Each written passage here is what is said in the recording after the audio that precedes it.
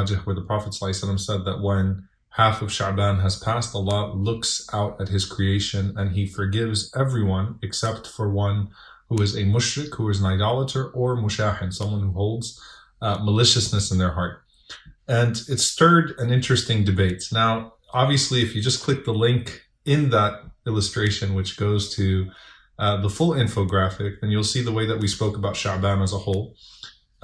And the fact that the vast majority of the narrations about the 15th of Sha'ban are in fact weak or fabricated even.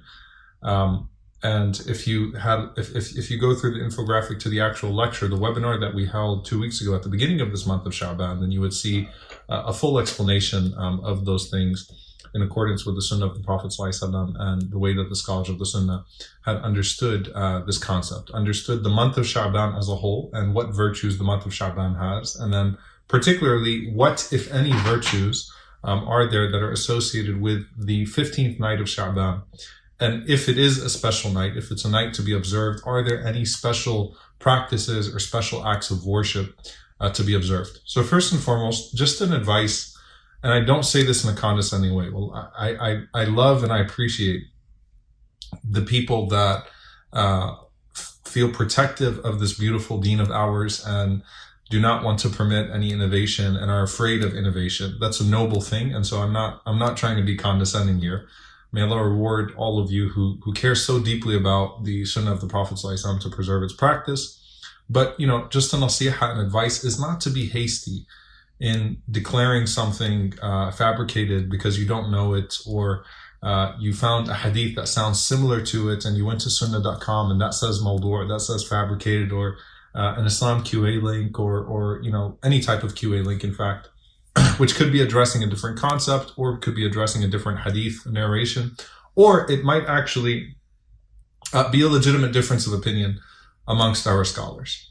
But just don't be quick to dismiss a hadith of the Prophet ﷺ, or to say this is fabricated, this is weak, because that's not appropriate. And again, I know it comes from a noble place, so I'm not saying that in a way of putting anyone down, but in a way of appreciating the sentiment. But at the same time, just be very careful to not be hasty with something like that before you type in a comment or something of those sorts.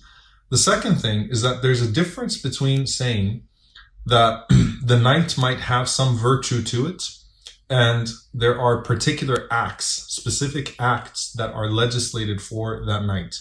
So let's break that down a little bit. And one of the things about the Sunnah of the Prophet ﷺ is it's remarkably consistent. And that's something that I love about our Prophet ﷺ. And I love that you can find the connection between the various acts of worship, the various ibadat in the life of the Prophet ﷺ. So if you went through the full webinar and if you go through the infographic, the notes, you'll find that the way the Prophet ﷺ described the month of Sha'ban as a whole is very similar to how the Prophet ﷺ described the days of Monday and Thursday. And then within, so that's midweek, Monday and Thursday are spaced out in the week.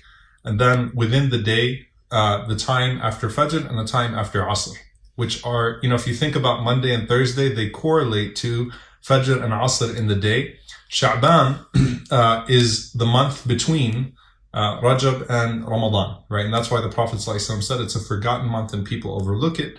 And he also said, ﷺ, that it is a month in which the deeds are presented to Allah. And we talked about this concept that the deeds are presented to Allah on a daily basis, in the morning at Fajr time, and then Asr in the afternoon. They're presented to Allah subhanahu wa ta'ala on a weekly basis on Monday and Thursday. And then Sha'ban as a month as a whole, the Prophet ﷺ said the deeds are presented to Allah annually in the month of Sha'ban, just as we go into Ramadan.